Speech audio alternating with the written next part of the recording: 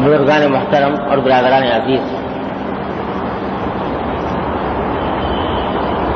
آج محرم کی 7ویں تاریخ ہے اور اب سے 3 دن کے بعد انشاءاللہ عاشورہ کا مقدس دن آنے والا ہے۔ اس لیے آج کچھ مختصر باتیں محرم کے مہینے اور اس کے متعلق احکام سے متعلق کرنے کا ارادہ ہے۔ یوں تو اللہ تبارک و تعالی نے 12 مہینے اور 12 مہینے میں سے ہر مہینے کے 30 دن وہ سب اللہ تبارک و تعالی کے پیدا کیے ہوئے ہیں، لیکن اللہ جل جلالہ نے اپنے فضل و کرم سے ان سال کے 360 دنوں میں سے بعض ایام کو کچھ خصوصی فضیلت عطا فرمائی اور اس کے کچھ مخصوص احکام رکھے۔ یہ محرم کا مہینہ بھی ایک ایسا مہینہ ہے جس کو قرآن کریم میں حرمت والا مہینہ کہا گیا ہے۔ اشہر حرم، حرمت والے مہینے۔ قرآن کریم نے بتلایا کہ 4 مہینے ہیں جن میں اللہ تعالیٰ نے حرمت رکھی ہے، ان میں سے ایک محرم کا مہینہ ہے۔ اور خاص طور پر محرم کی جو 10ویں تاریخ ہے، جس کو عام طور سے عاشورہ کہا جاتا ہے۔ عاشورہ کے معنی ہے 10واں دن محرم۔ یہ اللہ تبارک و تعالیٰ کی رحمت و برکت کا اور تقدس کا خصوصی طور پر حامل ہے۔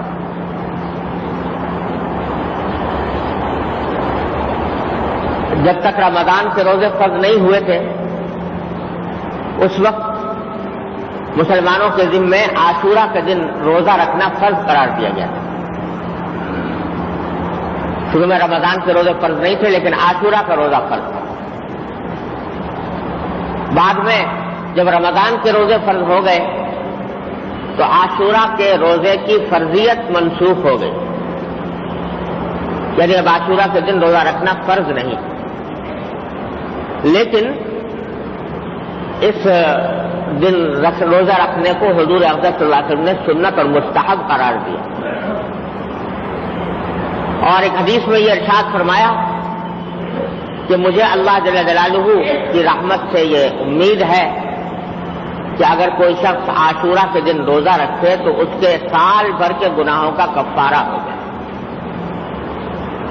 اتنی فضیلت عاشورہ کے روزے کی آپ نے بیان کیا۔ بعض لوگ یہ سمجھتے ہیں کہ عاشورہ کے دن کی فضیلت کی وجہ یہ ہے کہ اس میں نبی کریم سرور دو عالم صلی اللہ علیہ وسلم کے مقدس نواسے حضرت حسین رضی اللہ تعالیٰ عنہ کی شہادت کا واقعہ پیش آیا، اور اس وجہ سے وہ سمجھتے ہیں کہ عاشورہ اس وجہ سے مقدس ہے، اس وجہ سے اس کی حرمت ہے۔ یہ بات صحیح نہیں۔ عاشورہ کا دن خود رسول کریم سرور دو عالم صلی اللہ علیہ وسلم کے عہد مبارک میں مقدس دن سمجھا جاتا تھا۔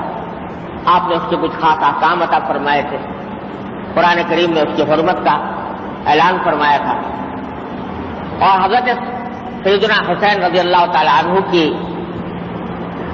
شہادت کا واقعہ آپ کے وفات کے بھی تقریباً 60 سال کے بعد پیش آیا۔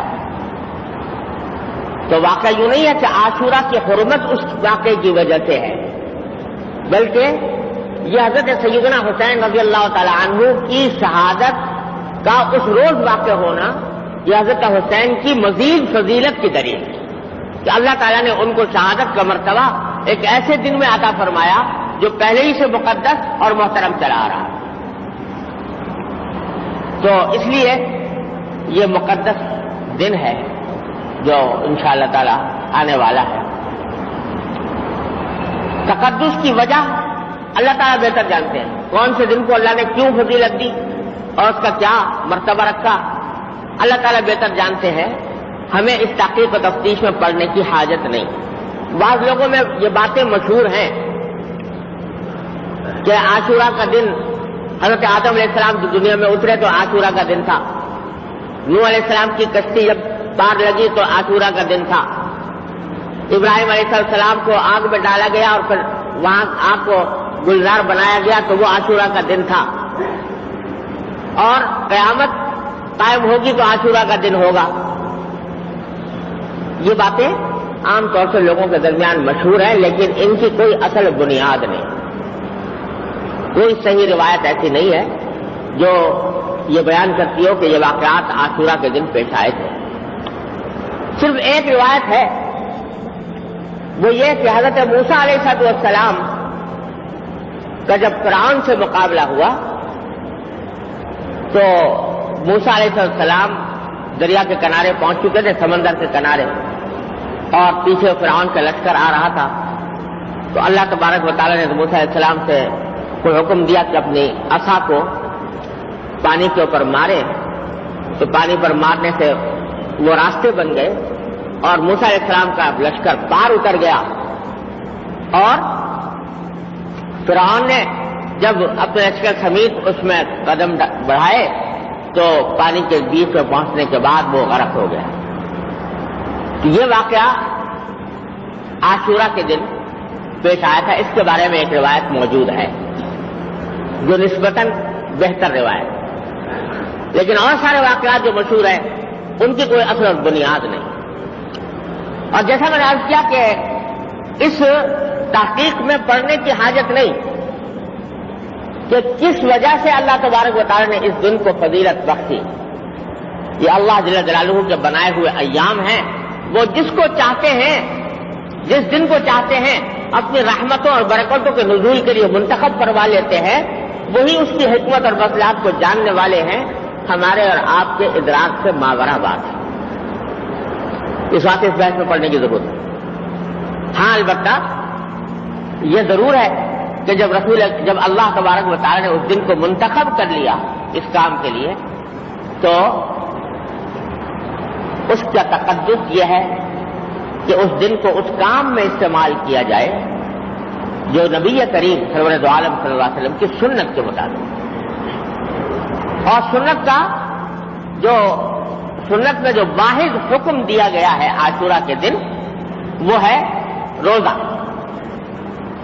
روزہ رکھنا 1 سال کے گناہوں کا کفارہ، یہ روایت میں آتا ہے کہ رسول اللہ صلی اللہ علیہ وسلم نے فرمایا. تو یہ ہے اصل حکم. اس کی کوشش کرنی چاہیے کہ اللہ تعالیٰ اس کی توفیق عطا فرمائے. اس میں ایک مسئلہ اور بھی ہے، وہ یہ ہے کہ حضور اقدس صلی اللہ علیہ وسلم سارے اپنے حیات طیبہ میں جب بھی عاشورہ کا دن آتا آپ روزہ رکھتے ہیں، لیکن وفات سے پہلے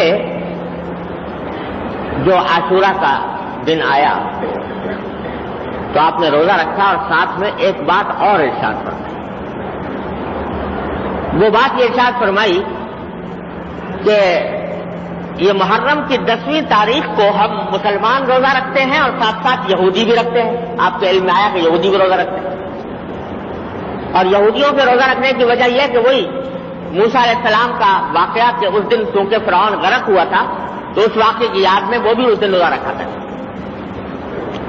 تو حضرت صلی اللہ علیہ وسلم نے فرمایا کہ جب ہم روزہ رکھتے ہیں اور ساتھ ساتھ اس دن یہودی بھی روزہ رکھتے ہیں تو ایک ہلکی سی مشابہت پیدا ہو جاتی ہے ان کے ساتھ.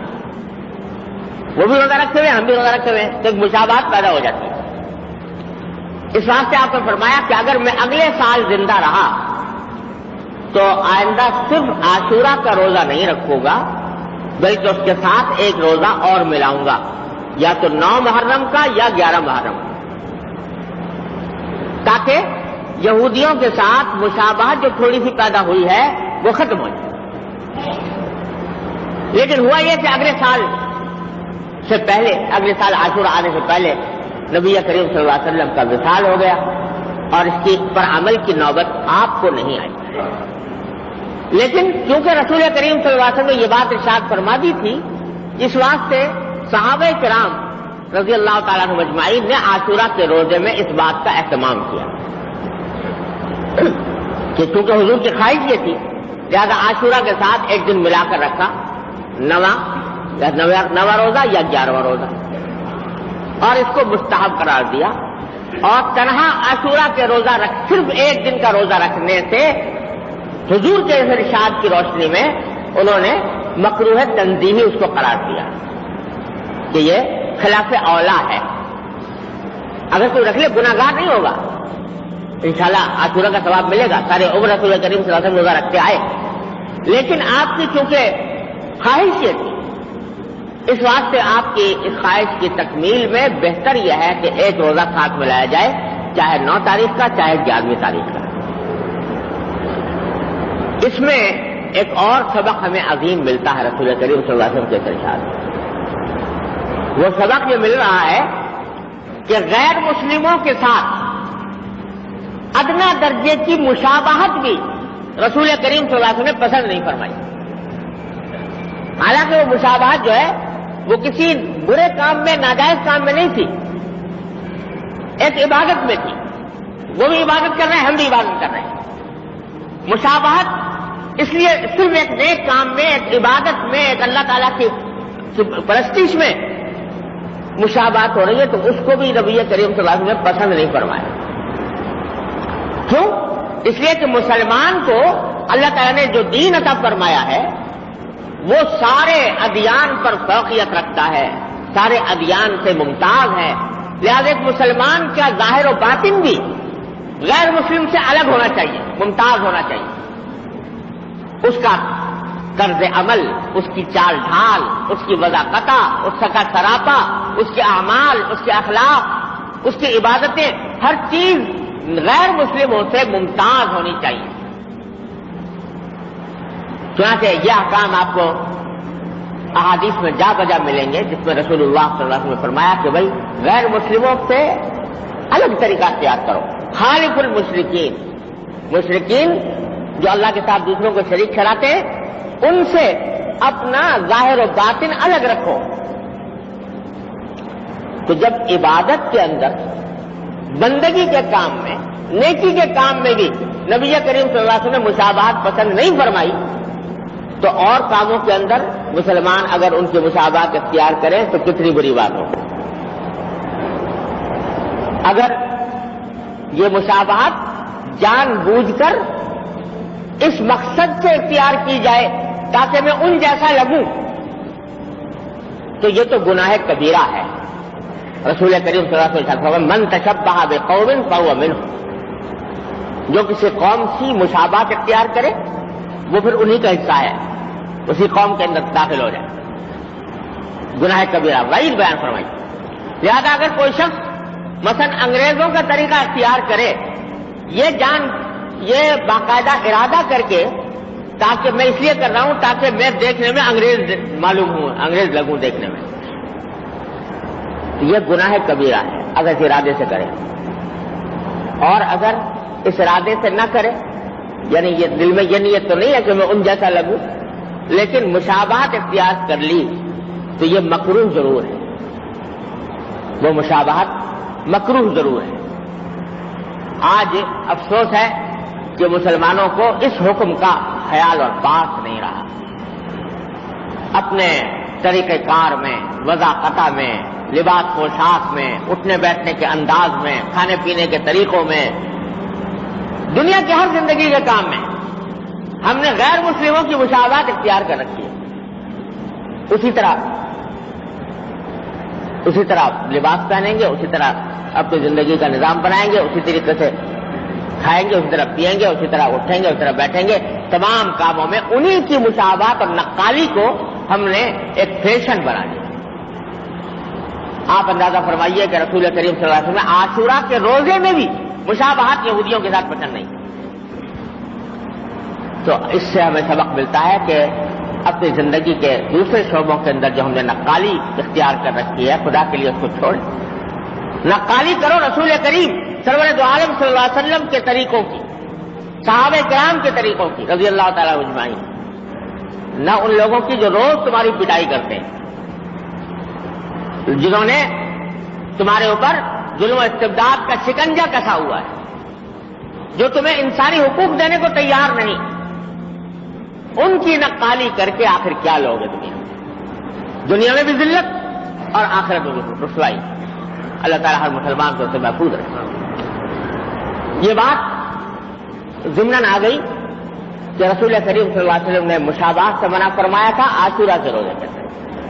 بہرحال اس مشابہت سے بچتے ہوئے عاشورہ کا روزہ رکھنا بڑی فضیلت کا کام ہے۔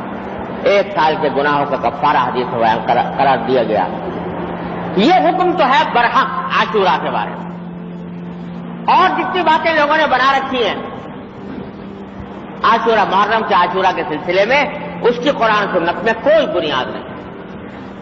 بعض لوگوں نے عاشورہ کے دن کچھ جو فلاں قسم کا کھانا پکنا ضروری ہے، کھچڑا اگر نہ پکا تو عاشورہ ہی نہ ہوا، تو اس میں کھچڑا پکانا ضروری ہے عاشورہ کے دن، اس کے بغیر عاشورہ کی فضیلت حاصل نہیں ہوتی لوگوں کے خیال میں۔ تو اس قسم کی کوئی بات رسول کریم سرور دو عالم صلی اللہ علیہ وسلم نے ارشاد نہیں فرمائی، صحابہ کرام نے اس کے اوپر عمل نہیں کیا، تابعین نے، بزرگان دین نے، صدیوں تک کہیں اس کا کہیں وجود نہیں ملتا، اپنی طرف سے لوگوں نے ایجاد کر۔ ہاں ایک ضعیف حدیث ہے، وہ حدیث بھی ضعیف ہے، کمزور ہے، کوئی ایسی مضبوط روایت نہیں ہے، اس میں رسول کریم صلی اللہ علیہ وسلم کا یہ ارشاد منقول ہے کہ آپ نے فرمایا کہ جو شخص عاشورہ کے دن اپنے گھر والوں پر وسعت اختیار کرے کھانے میں، یعنی کھانا عام دنوں سے بہتر اور اچھا بنائے، تو اللہ تعالیٰ اس کے رزق میں کشادگی عطا فرمائے۔ یعنی اس دن خاص طور پر وہ لوگ جو انسان کے عیال میں ہیں، اس کے بیوی بچے، گھر کے ملازم وغیرہ وغیرہ، ان کو ذرا اچھا کھانا کھلائے، وسعت کے ساتھ کھلائے، عام دنوں سے زیادہ دیں، تو اللہ تعالیٰ اس کے رزق میں برکت عطا فرمائے۔ یہ ایک حدیث ہے، سند کے اعتبار سے میں نے کہا کہ مضبوط نہیں ہے، لیکن بہرحال اگر کوئی شخص اس کے اوپر عمل کرے، حدیث کمزور صحیح، سند کے اعتبار سے کمزور صحیح، لیکن بہرحال ایسی چیز ہے کہ اس کے اوپر عمل کرنے میں کوئی نہ صرف یہ کہ مذائقہ نہیں ہے، بلکہ امید ہے اللہ تعالیٰ کی رحمت سے کہ جو فضیلت بیان کی گئی ہے وہ حاصل ہوگی۔ لہذا اس دن تھوڑا سا کھانے میں وسعت کر لینا اپنے گھر والوں کے لیے، یہ بھی اس روایت کا حاصل ہے، تو کوئی کر لے تو انشاءاللہ اس میں بھی کوئی مذائقہ نہیں۔ اس سے آگے جتنی چیزیں بنائی ہوئی ہیں لوگوں نے، ان کے کوئی اثر اور بنیاد نہیں۔ اور قرآن کریم میں جہاں حرمت والے مہینوں کا ذکر فرمایا ہے، انہی میں سے ایک محرم کا مہینہ بھی ہے، تو ایک عجیب جملہ ارشاد فرما دیا قرآن کریم میں، فَلَا تَظْلِمُوا فِيهِنَّ أَنفُسَكُمْ، یہ حرمت والے مہینے ہیں، ان مہینوں کے اندر تم اپنی جانوں پر ظلم نہ کرو۔ جانوں پر ظلم کرنے سے مراد یہ ہے کہ گناہوں سے بچو، معصیتوں سے بچو، بدعات سے اور منکرات سے بچو، یہ اپنی جانوں پر ظلم ہے۔ تو ایسا لگتا ہے کہ ظاہر ہے اللہ تبارک و تعالیٰ تو عالم الغیب ہیں، جانتے تھے کہ اس محرم کے مہینوں میں لوگ اپنی جانوں پر ظلم کریں گے، اپنی طرف سے طریقے گھڑ گھڑ کر اس کے اوپر عمل کرنا شروع کرتے ہیں، تو اس کو فرمایا کہ اپنی جانوں پر ظلم نہ کرو۔ یہ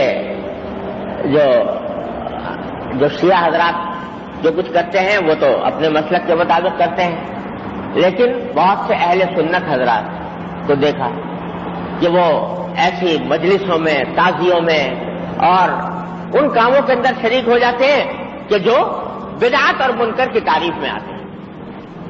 تو بھائی قرآن نے یہ کہا ہے کہ ان مہینوں کے اندر لا تظلموا فیہن انفسکم، اپنی جانوں پر ظلم نہ کرو، ان اوقات کو صرف کرو اللہ کی عبادت میں، اس کے ذکر میں، اس کے روزہ رکھنے میں، اس کی طرف رجوع کرنے میں، دعائیں کرنے میں، ان فضولیات سے اپنے آپ کو بچاؤ۔